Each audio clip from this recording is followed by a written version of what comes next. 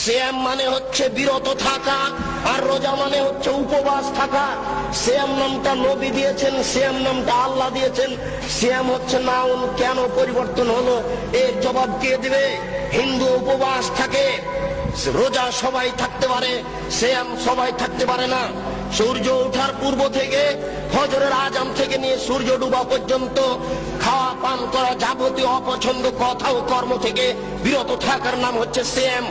মাথায় কাপড় না দিয়ে একটা মহিলা রোজা থাকতে পারে, সিয়াম থাকতে পারে না। যাবতীয় অপছন্দ কথা ও কর্ম থেকে বিরত থাকার নাম হচ্ছে সিয়াম। একজন মহিলা ছোট ব্লাউজ পরে রোজা থাকতে পারে, সিয়াম থাকতে পারে না। একজন ব্যবসায়ী মিথ্যা কথা বলে ব্যবসা করে রোজা থাকতে পারে, সিয়াম থাকতে পারে না। সিয়াম মানে হচ্ছে বিরত থাকা, আর রোজা মানে হচ্ছে উপবাস থাকা।